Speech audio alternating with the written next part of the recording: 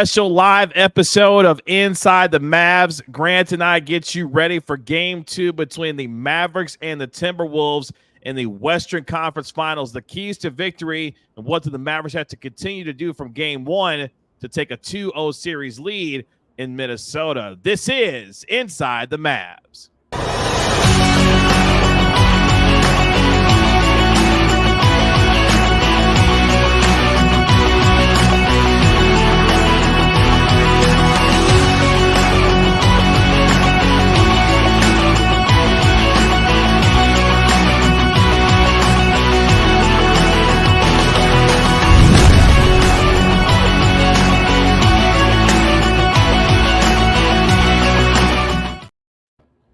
Welcome to Inside the Mavs live here on Kevin Gray Sports here on YouTube. I'm your host, Kevin Gray, Mavericks pre- and post-game host of the Dallas Mavericks Radio Network, joined by my partner of Mavs Sports Illustrated covering the Dallas Mavericks, Grant Afseth, joining me here on the show. Grant, appreciate you hanging out with me here, man, as we get you ready, get the folks ready for game 2 between the Mavericks and the Timberwolves. Grant, what's going on?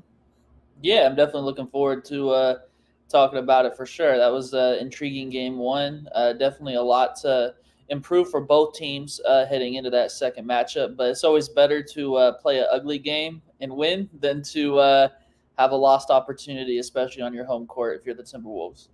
Yeah, the name of the game at this stage of the playoffs is win by any means necessary, and the Mavericks definitely found a way to do that, especially in the fourth quarter. During the course of the show, throw in your comments, throw in your questions. We want to answer your questions and get to your comments throughout the course of the show as well. The quickest way that you could do that is you could throw a super chat in there to get your question at the top. That way we can answer it immediately for you and be able to answer any comments that you have throughout the course of the show, as well as the Mavericks, of course, got the 108-105 win over the Minnesota Timberwolves in game 1. They're looking to take a 2-0 series lead. Luka Doncic, a massive fourth quarter with 15 of his 19 second-half points. In that fourth quarter, Kyrie Irving had 24 in the first half, finished with 30 as both of them combined to score 63 points. In fact, Luka and Kyrie combined to score or assist on 88 of the 108 points that the Mavericks had in game number 1. As we look forward to game 2, obviously, as we get to this point, it's about your stars. And Grant, those two showed up in kind of reverse order this time around, with the Mavericks getting a massive first half from Kyrie Irving and Luka Doncic closing the show. How does that happen going forward for the Mavericks starting in game 2 on Friday night? Yeah, I think Kyrie Irving made a very, clear effort to push in transition. And then they also, attacked an early offense with him as well, too, with him getting downhill for short-range pull-ups, getting to the rim, numerous and ones. Yeah, he got a very significant rhythm. And a lot of that, he's a prolific, scorer and just attacker against drop coverage. And, Mike Conley even admitted, after the game, yesterday, or it was either after the game or today at practice, where the Timberwolves needed to play up more in ball screen coverage. Like, they actually intended to do that, but they obviously didn't stick to their game plan as much as they would have liked. So that's definitely going to be something to watch, where if they're going to try to take away a little bit of the gap, the Mavericks, Luka and Kyrie are going to have to adapt accordingly. But if that's not going to be the case, where they're going to be given that gap for them to snake the screen and get to their spots, they're just going to make the opposition pay in ways that, previous matchups didn't necessarily allow. I think the Clippers and the Thunder were definitely more impactful at disrupting. But then again, Minnesota's only had one game to kind of leave their imprint. So definitely going to be curious to see how that adjusts. But yeah, the Timberwolves continue to approach it like that, I think they're going to be in for a long series. It reminded me a lot of the January 7th regular season game where Luka and Kyrie had 30-plus each. And in that game, they were able to get to their spots in a very similar fashion. I was surprised that the Timberwolves continued to remain in that drop coverage as the game went on, because, as you mentioned, the Mavericks, particularly Kyrie Irving, was able to get to his spots and really be able to put some pressure on the Timberwolves as far as getting into the float game. The number of and one opportunities that the Mavericks created in game 1 as well, I thought was huge. given the way that they were able to get some extra points at the free throw line. Adjustment-wise, what do you think the Timberwolves will do to maybe alleviate some of that, maybe try to get out of that some of that drop coverage with Rudy Gobert, where the Mavericks were able to take advantage? I mean, the Mavericks scored 62 points in the paint in game one, and we know during the regular season, the Timberwolves gave up the second fewest amount of paint points in the league, so a really big surprise that the Mavericks were able to dominate as much as they did in the paint. Adjustment-wise, defensively, what do you think we should look for from the Timberwolves potentially in game two against the Mavericks offensively? Yeah, it's fascinating because they are a very impactful defense from just a regular, like in a vacuum standpoint, but there aren't that many like schematic changes they can throw out there. Like they can blitz more, but I mean, if you're deploying two bigs, then you're going to be slower than the typical team that wants to get out there and blitz, like Oklahoma City was doing against Kyrie Irving a lot in that last series. So I think that is not necessarily the reality that Minnesota should want to live in, because either Derek Jones can play out of the pocket or any of the centers like Gafford or Lively. And, sometimes there's some inconsistency with that. Like Lively had a turnover late playing out of that short roll. But I think more often than not, you can trust all three of those players. Even PJ Washington you could put in there, depending on who has Karl Towns in the action or Rudy Gobert, because you kind of have to, evaluate the situation as well, too. Like if you're going to have a big in the dunker spot, you don't want to have Rudy Gobert camping down there and then have a short roller attacking straight into Rudy Gobert. So, if, the Timberwolves do look to blitz more and it's not with Rudy Gobert, like if they blitz 1 through 4, that's a consideration Dallas is going to have to kind of make. But if they blitz 1 through 5, I think Karl Towns can be vulnerable in those situations.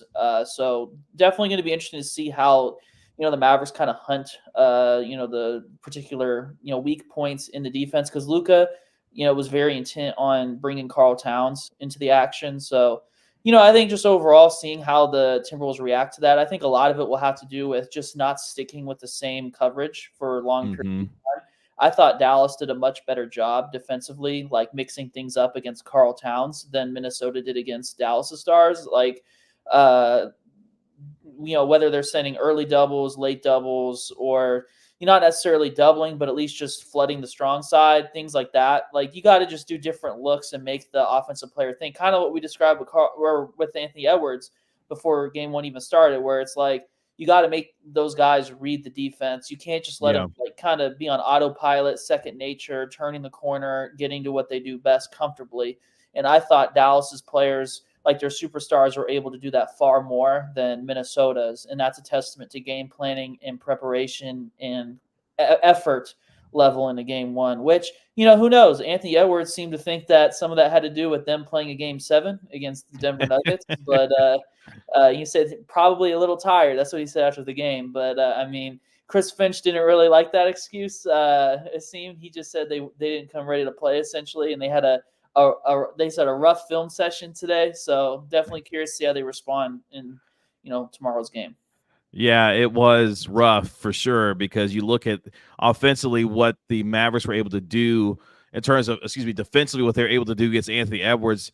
Edwards only had 4 shots in the paint and restricted area, and he was a majority jump shooter in game number 1, where of course he went 6 of 16 from the field. And the Mavericks, I thought, did a good job showing a lot of different coverages, throwing a lot of different bodies at him to try and keep him, outside of the paint area. And you could tell for the Mavericks defensively, their goal was to look, we're going to pack the paint. We're going to make you guys a jump shooting team and dare you to beat us from beyond the 3-point line. And for a while in the first half, it was working for the Timberwolves' favor, because Jaden McDaniels had 19 points with 5 of 6 from downtown. They shot 44% from 3 in the first half. And you're thinking, there's no way that especially McDaniels is going to sustain this in the second half. And it turns out they were right, because I believe during the second half, as we look at the numbers from what they did from 3, the Timberwolves were just, that's right, 7 of 24 from downtown in the second half for just 29%. Ultimately, that strategy bore itself out well for the Mavericks. Is that something we think we could see more of? Is this the game plan for them defensively in this series, making the Timberwolves a jump shooting team and trying to make them beat them from the outside? Yeah, definitely sounded like Jason Kidd seems committed to that approach. He mentioned that when talking to the media at today's practice, but acknowledge that they do have to be better at protecting the 3-point line. Where there were some instances where they had lapses, where they gave away some shots that they would like to have back as a defense. So definitely, I guess you could say fine tuning within that approach is probably where they're going to have to be. But I think I do like against Anthony Edwards, I like how they trusted Derek Lively to switch. That's definitely a big thing where, you're taking away opportunities to, kind of like how Dallas's superstars were able to get to gaps and get to their spots. You're not allowing Anthony Edwards to do that when you switch and trust Derek Lively to slide his feet. And that's been a big point of emphasis for, the Mavericks bigs, ever since they had that really, rough patch, that 5-game stretch where they were the worst defense in the NBA. And they got, blasted by Indiana twice and by Boston once, with stretch fives being a problem. So, the continued improvement of handling, guarding in space is big. And, I think as long as you can not have to get out of rotation as much as possible by, aggressively blitzing and doing stuff like that, which Dallas likes to avoid having to do, I think that is definitely the type of style you want to live with until Minnesota forces you otherwise. But overall, Minnesota throughout like their successful season and this kind of version of their roster that they've had, this core, they've had some stretches where they just kind of look brutal offensively at times. Where like not saying about this series or whatever, but in general, like there's some times where they struggle to put up points when shots aren't falling from three because it is simpler to pack the paint if a guy like Karl Towns is struggling, if Anthony Edwards is kind of settling for tough shots and things of that nature. So I think that's why they'll live with that identity. And it's actually in a weird way, like I guess not too weird because Shai Gilgeous-Alexander is a great player. I just think they have, like they don't have that secondary threat like a Karl Anthony Towns in terms of shooting. But they were able, I thought Oklahoma City was able to like potential wise navigate this, Dallas defensive strategy better because Shai Gilgeous-Alexander, I think, is a better short range player, not at the rim, like the in-between game, better option than Anthony Edwards. So that's where, Edwards is going to have to really adapt his game, I feel like, is, really finding ways to get to those spots, not rely so much on taking threes. And those half-court threes, like where he's not pulling up in transition and getting those types of looks, he's definitely going to have to convert those at a high clip to open things up for himself and then make, Dallas have to second guess how they want to guard him position-wise. But, not to ramble too much, I'm talking a lot, but James Harden was a good test case for this in a sense because he's another player that likes to live with the step back three a lot. And the bigs were very, rigid about not, opening up their hips, switching directions. They were very, focused on shading him a certain way, like to his non-dominant hand, and then being ready to contest the step back. So be interesting to see if it gets to that point with this series, if, Edwards does get hot from three and, you have to kind of think about position-wise how you're guarding him out in space. Yeah, it was interesting when you look at the numbers for Edwards in game one. He went 6 of 16 from the field. 5 of his 6 field goals that he made were from the three-point line, where he went 5 of 12 from three, ultimately with the 19 points. He did have 11 rebounds and 8 assists, so he was trying to do some other things to help in terms of a playmaking standpoint, but also trying to rebound the ball as well. But an interesting statistic so far in the postseason for the Timberwolves is the fact that Minnesota's 5-1 when Edwards takes at least 20 shots in a game. They're 3-3 when he takes 20 shots or less so far in the postseason. So the Mavericks, I'm sure, are understanding, look, if we limit the amount of opportunities that Anthony Edwards is going to have on the offensive end, that's going to give us a really good chance to win, these games in this series. And they did a great job of that in game one, holding it to just under 38% from the field. And when we look at defensively for the Mavericks, another thing that you started to allude to in terms of the second score that Minnesota has, and we're talking about Karl Anthony Towns, the self-proclaimed greatest big man shooter ever in the league. Dirk Nowitzki would have something to say about that. But at the same time, P.J. Washington took on that challenge. And P.J. Washington, as the primary defender on Karl Anthony Towns, held him to 6 of 20 shooting in game number one. His defense, obviously, his timely shot making, hitting the go-ahead three in game one was huge. But his defense on Karl Anthony Towns, where he's going to primarily have that assignment, I thought was terrific and something else that looks to continue to carry forward going into game 2 against the Minnesota Timberwolves on Friday night. Yeah, definitely. And I think that's a big X factor that we talked about before the series started, is just the potential for avoiding foul trouble kind of has to be there for PJ Washington, because if he gets in foul trouble, their defense is depleted a little bit. And, without Maxi Kleber to step in there and be another option at the 4 to kind of, eat some fouls up and, you have 6'10" on the floor next to a rim protector, that kind of limits the depth that, the Mavericks have if PJ gets into foul trouble. But did a great job of being, I think, cognizant and intentional about that, and making Karl Towns take tough shots, and then not getting frustrated when he did make tough shots. Like, there was, just the defense overall did a great job of that, because there was a play where he was stuck, his dribble was dead, and he just lowered his shoulder with a bump and then just shot it over a smaller defender and still made it. Those are types of plays you're gonna have with Karl Towns, where sometimes it's shake your head that was a great play, but if you have patience, that could still end up being 6 of 20. So that's kind of the reality that I think they're going to want to live in going forward. Yeah, for sure. And if you're holding Karl-Anthony Towns to 6 of 20 with PJ Washington as the primary defender, you're holding what looks like, obviously, with Anthony Edwards 6 of 16, you're doing a really good job of making these guys take tough shots based off of what you're trying to do and making them a jump shooting team. Because, the 49 threes that the Timberwolves took in game 1 were the most threes that they took all season long, kind of out of character for them, given what they have in terms of their scores with Anthony Edwards, obviously, but Karl-Anthony Towns who likes to shoot. But at the same time, 49 3-pointers, that's a ton, even for a primary 3-point shooting team that you think about for some of the other teams in the league, like a Boston, for example.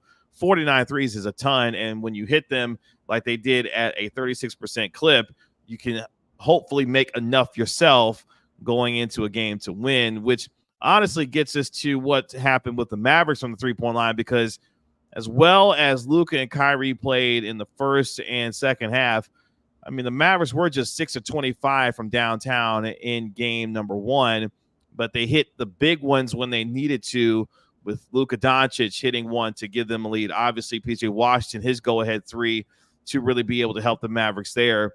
What for you has been kind of the thing that's gone awry for them in terms of their 3-point shoot? Is it just because of so much focus they're putting in on the defensive end that just their 3-point shooting has gone away? What has been that factor for you in that way? I do think a fair amount of their complementary players just naturally have been inconsistent shooters, in a larger 30-foot perspective or 30,000-foot perspective, or whatever you want to say. PJ Washington's been hot in the playoffs, but he had a very tough initial stretch after he got traded to the Mavericks in shooting, and I think his looks were different too, because if you're bringing him to screen and they're going to blitz 1 through 4 with Karl Towns trying to blitz, Luka, that's a pick and pop, not a corner 3, and that's a little bit of a difference with the rhythm. So I think kind of having the the expectation of how those looks are going to come, I think you would hope that would lead to better results going forward, because that kind of ties into our previous conversation about how the Minnesota could adjust defensively. Being more aggressive with blitzing 1 through 4 could be an instance if they're okay with living with PJ Washington taking those shots. So he's going to have to make them. And I think overall, there was just a lot of swings during this game that related to 3-point shooting, where the Mavericks got a good look, they missed. Mm-hmm. Minnesota went down and hit their 3 of their own. Sometimes it's just that simple. And the fact that they still won this game was really impressive, especially with it being on the road. So definitely, I think part of it has to do with the looks. But as long as Minnesota is going to continue to pack the paint, similar to how the Mavericks like to do it as well, and take away. But taking away those corner 3s, I think Dallas had 4 corner 3s in this game. Yep.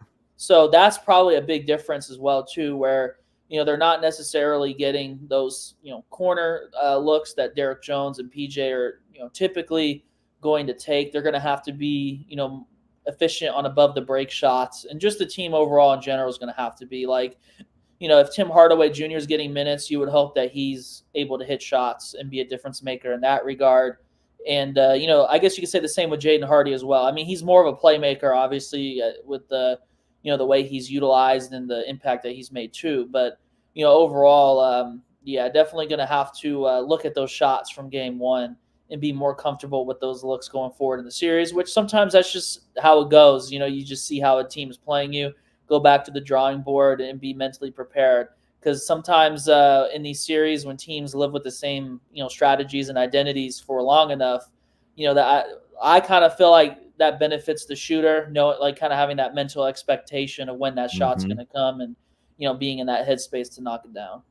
Yeah, and the Mavericks will need to knock a few more of those down. Again, they made the big ones when they needed to in order to win the game, which is the most important part. But if you're going to win this series, you're going to have to be a little bit better from the three-point line. I did think one thing that was important for them, this is a team that struggled from the free throw line throughout the course of the postseason, but they went 16 of 17 from the free throw line in game one at a 94% clip, which is a great sign for them. We talked about a little bit earlier the amount of and one opportunities that they had. They were able to convert a majority of those, and that's going to be key when stealing some points, against the Minnesota Timberwolves. And we've talked about the front line when it comes to Minnesota going into game two. One huge key for me going into game two for the Mavericks is I'm looking at the front line for the Mavericks, and you spoke a little bit when it comes to Derek Lively, what he was able to do defensively and helping out against Anthony Edwards. Two numbers that stand out so far this postseason. Derek Lively, with him on the floor for the Mavericks, is a plus 106 so far in this postseason. Daniel Gafford is a negative 62 so far in the postseason. But at the same time, you saw what they did in game one. They combined for 19 points and 20 rebounds in what was nearly 48 minutes of play. So you're having both of them on the floor at one point throughout the course of the game, which is huge for what the Mavericks want to do there. But are we looking at a situation where Lively has earned a little bit more of the floor time? He did have a few more minutes in game one than Gafford did. How are you feeling about Lively and his impact, not just what he did in game one, but throughout the course of the playoffs that gives you confidence that going into game two, he can continue to handle that kind of workload and maybe a little bit more going forward for the rest of the series here? Yeah, I think at times offensively it's been up and down for him since teams have been effective at taking away for stretches, those, pick and roll, like play finishing chances for him and those drop off passes. But I think, as long as, they're going to allow Luka or Kyrie to have a rhythm playing in pick and roll, you're going to get the most out of your most physically capable pick and roll player, which is, Lively rolling to the rim. But I think defensively, there's just such a big difference when he is on the court. I think a lot of it just simply can come down to size. Like if you notice, like throughout the game, like something that I've seen with Gafford, like I respect the play that he's providing. He's fighting like hell. He's taking a beating. There's times where that man can't catch a ball because he was taking a beating and his hand is injured or something, or like it's been crazy and he still plays through it. But a big difference, it's not, you're not going to call me a rocket scientist after I say this, but he's 6'10" and Derek Lively is 7'1". So I think there's, that element where you're able to match size with Rudy Gobert on the court. Like Gobert is going to be able to, have an easier time pushing around a guy like, Gafford due to that size advantage. But Lively, even though he's only 20 and still, has, size to add to his frame, like in the weight room department, he's able to, I think, be more effective because he's got the length too. Like we're talking about a 7 foot, like 7.5, 7'8" wingspan as well too. I mean, in a way, if you look at the intangibles, he's actually very similar, like in terms of the height and the length with Rudy Gobert as well too. I think he's more agile. So it's not like a complete comparison there, but I think that makes a big difference when you're trying to wall them up, get vertical, and prevent someone with a 7'9" wingspan from like finishing over the top and doing things like that. So I think that's a big factor. But also, I think from the plus minus standpoint, I think in fairness, if you're on the court as a starter and the other team is hot, and you're kind of using similar approaches, I think that kind of ties into you're going to be more of a negative. And then if someone's, running up the second half minutes when the other team gets cold, that kind of plays into their favor to be a positive. But overall, one little factor, or not little, but one factor to take into consideration with that too, though, is when you have more of a physically imposing rim protector, you're able to get into shooters more as well too, and then force more bad looks from outside. And I think that is definitely the type of paint presence that we're seeing from Derek Lively, which is just crazy because I mean it hasn't even been a calendar year since we watched him play in Vegas in summer Yeah. league after being drafted, and he's making an impact in the Western Conference Finals. It's interesting because Stargo brings up an interesting point that Karl-Anthony Towns and Rudy Gobert need to rebound the ball better, which is interesting because you look at what happened in Game 1. The Mavericks actually out-rebounded the Timberwolves 48-40 in that department. In fact, they out-rebounded them in terms of the offensive glass 11-10, and I thought that was another huge factor in the game, was that from a physicality standpoint, the Mavericks were able to hold their own on the defensive and the offensive glass, to be able to have them, especially on the defensive glass, closing out possessions and not allowing second chance opportunities for Minnesota. That, for me, is another key for Game 2 is, can they continue to rebound at the kind of rate that they did in Game 1, or at least be within that margin of error, if you will, that 3 to 5 rebounding margin, to give themselves a chance to win? Because if they can and be able to withstand that against that front line of Minnesota, the Mavericks, again, give themselves a really good chance to win, not just Game 2, but really throughout the course of the series, if they're going to rebound the ball at that kind of rate based off what they did in Game 1 there. Which is very interesting, too, because Minnesota was really aggressive, crashing with perimeter players as well, too. Like, they were sending extra players in ways that you typically don't see them do in, like, other situations. I think they honestly went into that game feeling that Luka is vulnerable to kind of, punish with a guy like Anthony Edwards, or just in general, someone who's more athletic, who can kind of catch him, just kind of waiting for the outlet. Because I guess superstars have that reputation of not necessarily being a gritty box out guy, just kind of standing and watching the ball at times, having some lapses. And I think the fact that Dallas still had that advantage is pretty significant. And that'll be something, or was something, that was actually talked about. Jason Kidd mentioned that they saw Minnesota sending more crashers than usual. So the fact that they're aware of that, I'm sure that's going to be something to kind of emphasize in their own internal improvement as well too. But definitely rebounding was something that was a fascinating part of this like matchup overall, because it has been a benefit, especially against Oklahoma City, for Dallas, where you kind of review it, where okay, you're facing a star-studded front court. Is this going to be a neutralized advantage, then making other things more important? But when you review Game 1, they shot worse from 3, they turned it over more, but rebounding and superstar scoring and playmaking overall was enough to get the win, which bodes well, in my opinion, for Dallas if they stay in character and are able to improve. It sounds a little bit like cliche, but improve within their character. Executing and fine tuning things. In fact, Jason Kidd talking about that during the media availability on Thursday in terms of what they expect, not only from Anthony Edwards, but also what they may need to improve on going into Game 2. Take a listen. Last night, Ant only got 2 attempts in the restricted area. How much of that do you think was what you guys were doing defensively, and what do you think his response will be? What are you expecting from him tomorrow night? Yeah, I think for us it's a matter of showing as many bodies, again, making it tough.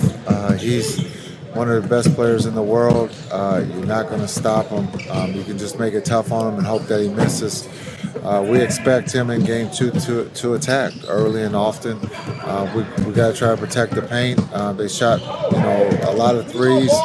They were hot early. I thought for us to stay together in that second half to protect the paint. Again, it's tough when you've got Cat and those guys who can put it on the floor and get to the rim.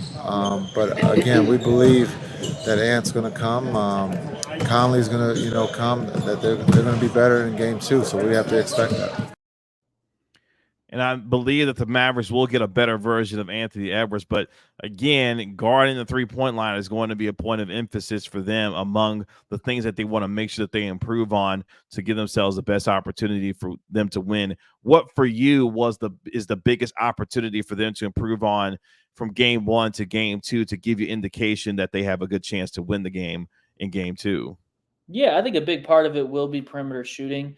I think when you're at a pretty significant disadvantage in that area, and you still manage to win, that really is a good reflection of, how you match up and things of that nature.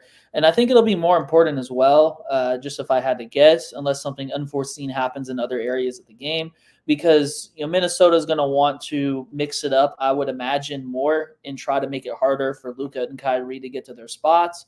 Whether they're successful in doing that remains to be seen, because I do think that I keep talking about it, even though this is the Western Conference Finals, but I just feel like Oklahoma City is more capable of disrupting the Dallas' superstars compared to Minnesota, just because it just is harder when you have a slower unit on the court. You're not able to fly around as much, and you have a small, at all times. I guess depending on what lines they want to throw out there, maybe not at all times, but for extended stretches when you have Mike Conley.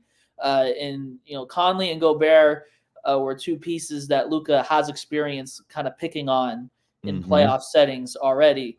And that's just a tough combination, slower front court and a small to kind of, limit your defense. So I think finding more ways and just really attacking those advantages will be big. And I think the reason why perimeter shooting is so big, because it kind of goes back to what we were talking about with PJ Washington on the pick and pops. It's just demoralizing if you blitz Luka and PJ Washington is literally given 5 seconds to shoot, and he gets his fingers on the laces, and then he hits it.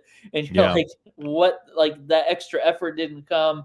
And if it did, maybe he's redriving it and getting to the rim. And that's even, more of a problem if you're Minnesota. So I think definitely things open up overall when you're hitting threes. And it also just helps, players create other opportunities, like Derek Jones hitting threes. He's a very, very athletic player and has the ability to finish against rim protection. So if he's able to kind of put his stamp on the game a little bit by getting hot from three, like he has sometimes in this playoffs, that also changes, I guess you could say, the dimensions or, the overall landscape for, an offense, because, if you're having to account for superstars and a high efficiency finisher like Derek Lively or, like a Daniel Gafford, and those wings get hot, it's just a lot to account for, 1 through 5. No, I agree. And I think for me, my biggest thing, not just with the 3-point shooting that the Mavericks will need to improve on, obviously they'll need to continue to play well with their superstars and Luka and Kyrie, but they got to get a little bit more from their bench in game 2, because you look at what Minnesota was able to do. Minnesota had 28 points off the bench. Dallas only had 14, and they're going to have to get some more production there. Kyle Anderson for Minnesota was a big factor, that especially in the first quarter and in the first half for them. The Mavericks have got to get a little bit more production from some of their guys off the bench to really be able to balance some of that scoring, even with the way that Luka and Kyrie were able to control the game offensively. If they can get a little bit more production from their bench scorers, I think to provide some more balance there, the Mavericks will find themselves in a good position to be able to win this game, or at least keep the game close going into the fourth quarter with an opportunity to win. But for me, that's my biggest X factor, is the bench has got to be much better in game 2 for the Mavericks there. Yeah, I definitely think overall role players settling more into the game and kind of being under control and minimizing the unforced turnovers or errors would be big too, because there was even stretches where you felt like momentum was starting to build, and then you have Josh Green kind of forcing the issue and then turning it over in transition. Things like that where, to be fair, the human element of it all, where you're in the Western Conference Finals, there's going to be some jitters overall. That's why Sure. Kyrie even brought up, I felt like I needed to really get going early because I have that experience, that history of being on this stage more than the rest of this team. And, I can, lean into that and be poised while setting the tone. That's, obviously not what he said directly, but along those lines. Yeah. So I think as the series goes on, kind of as in previous stages as well too. I keep talking about it, previous matchups and rounds and all that, but it felt like that's partly why they lost a lot of game 1s, where they're reaching a new stage a lot for a lot of these guys. Because even Josh Green, who was on the team in 2022 during that conference finals run, if you're going to single him out and kind of talk about him in particular, that he didn't really play like he struggled against Rudy Gobert, and then they kind of went away from him for the most part. So a lot of inexperience. You're still trying to settle in. And if you can be more disciplined, and the cliche of every possession matters, it really does. In a 3-point victory, hell, you could even say the free throw shooting helped them win that game. In a way, it lost them a game 4 against the Thunder. For sure, and they'll need to do all those little things in order to try and get themselves a 2-0 series lead. We know that Minnesota's going to play with a desperate attitude. I expect them to be much better in Game 2. We'll see if the Mavericks can match that intensity in Game 2 before they come back to Dallas for Games 3 and 4 of the Western Conference Finals. Grant, tell the folks they can find you and expect from your coverage throughout the course of the Western Conference Finals, man. Yeah, for sure. I'm going to have a detailed look at their offense and their defense from Game 1. On my YouTube channel on Grant, Afseth, just my name. You can find that in a lot of places. And then I'm going to have a lot of write-ups, throughout tonight and early tomorrow. Kyrie Irving will be he'll be talking at shoot-around tomorrow. I mean, I hope he'd be shooting at shoot-around. But exactly, yeah, sure. he's supposed to talk at shoot-around tomorrow. So keep an eye out for a recording of that on my YouTube channel and a write-up of his comments as well, too, if you're not able to watch that. On YouTube, but definitely a lot of intriguing stuff, from the Mavericks overall. Like, it's always fun getting to this point of the season where, multiple guys are talking every day. Every game matters, every practice matters. So definitely, exciting time for sure. For sure. And make sure you're following Grant on Twitter at Grant Afseth. He's got tremendous coverage of this team traveling throughout the course of the series as well. Every single game he is there on the ground covering this team when it comes to the Dallas Mavericks. You can find me on Twitter at Kevin Gray Sports. Make sure you like and comment on the video here on Kevin Gray Sports on YouTube. Subscribe to the channel as well. You can download and subscribe to the Inside the Mavs podcast wherever you get your podcast for free. Give it a 5-star rating and write a review for it while you're there. We will have the pregame show on 97.1 The Eagle beginning at 7 p.m.